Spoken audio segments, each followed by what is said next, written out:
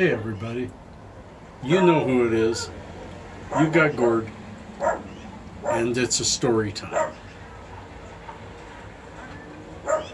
A couple of people have asked me about my coldest experience, about experiencing the cold, and I wanted to talk about times with my younger son. So here I am. Just a minute, I gotta shut my dog up. That's the way to do it.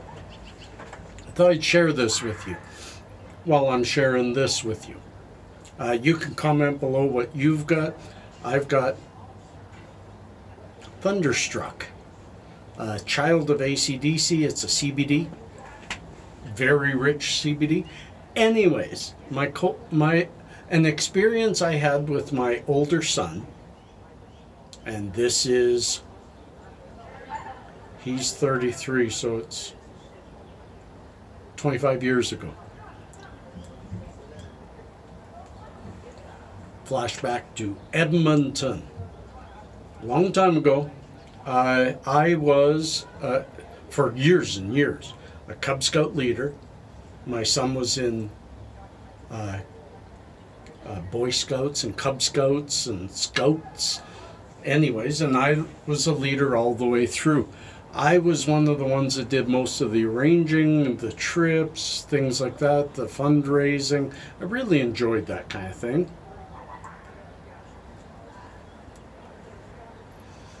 So, we had arranged a beautiful winter camp. Sleeping indoors in the winter near Edmonton. That's all you want to do is sleep indoors. But it was sleeping indoors at a wilderness facility where we could learn a whole bunch of wilderness things, including going cross-country skiing and making our lunch while we're out in the bush, and building a Quincy. And I'll get to what that is. Really enjoying this. So, we had arranged it for February, I forget, February 6th. Let's just say February 6th. But we had made the arrangements September the year before. So, February rolls around, we're all calling each other. Edmonton had been, from about January, middle of January on, had been hovering minus 30. Not getting any better than minus 25. Just really, really bitter cold. And Edmonton gets that a lot. And the place we were going to wasn't far out of Edmonton anyway. So, and the forecasts for that weekend were more bitter cold. Well, boy, did we sign up for that. Talk about a cold experience.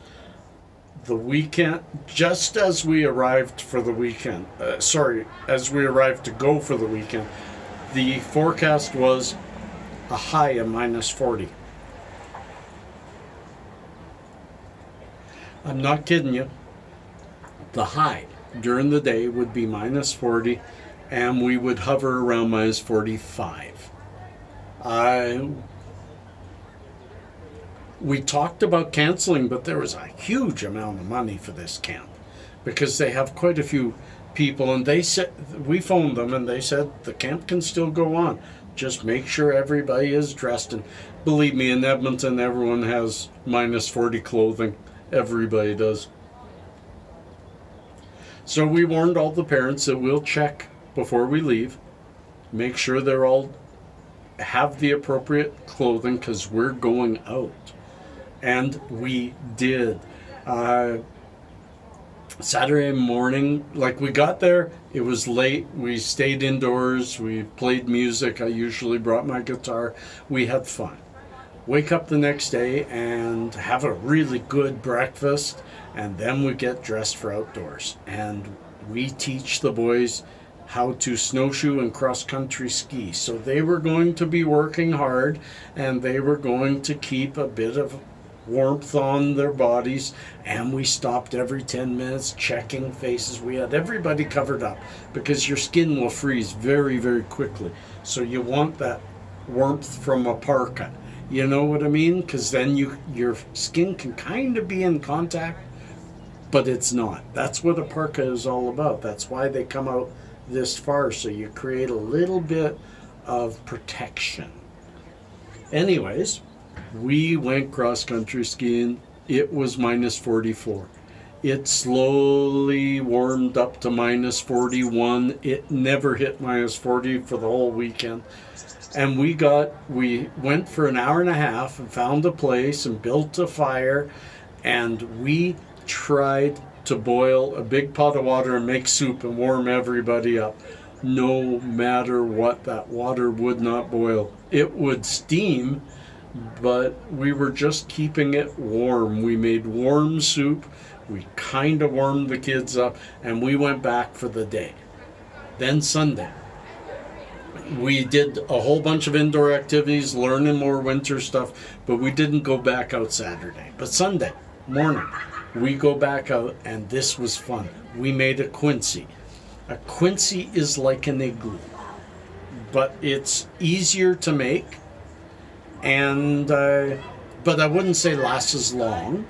It's just a little different. What you do is you find a hill,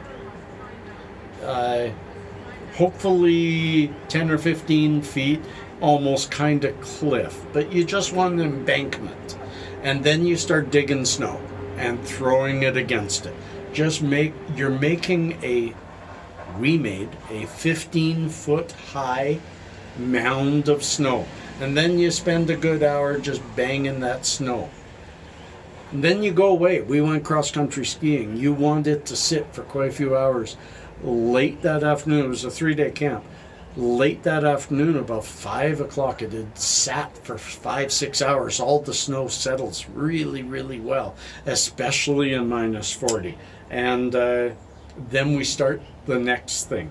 You take a whole bunch of sticks, and depending the size of your Quincy, depends how deep you want your walls. You want your walls a good couple of feet thick. So you find a whole bunch of sticks and you stick them all around. And you stick them in about 2 feet. You can measure that pretty easy. And you stick them like a porcupine all around the Quincy. The Quincy will by then be a little bit round like an igloo. Then you pick the spot most likely to be away from the wind, and you start tunneling in from the ground, tunneling to the center. And once you get to the center, you can tell by measurements, and we taught them how to do that. Once you get to that center, then you start digging outward until you find the sticks, and you build a cave inside there. And then by the time we were done, we had all the kids inside, all of them. I think we had 10 kids plus 3 or 4 adults. We had them all inside, and then we lit a little candle in the middle, and you make yourself a hole, a chimney, and you get very fresh air, but you get very warm and very quick. We were all very soon undoing our jackets and letting a few layers open up because of the Quincy. So we're a rugged type. When I look back at that, would I do that right now with this boy? If he were in Cub Scouts, I guess I would. The things you'll do for your kids. But I really, really hope that I don't need to. But he's not a Cub Scout. I hope you enjoyed the story. It was fun to just sit out here. It's a gorgeous day. Starting tomorrow, we have minus 20 to minus 30 for a week and a half. And yes, that's what drove me to do this all with you.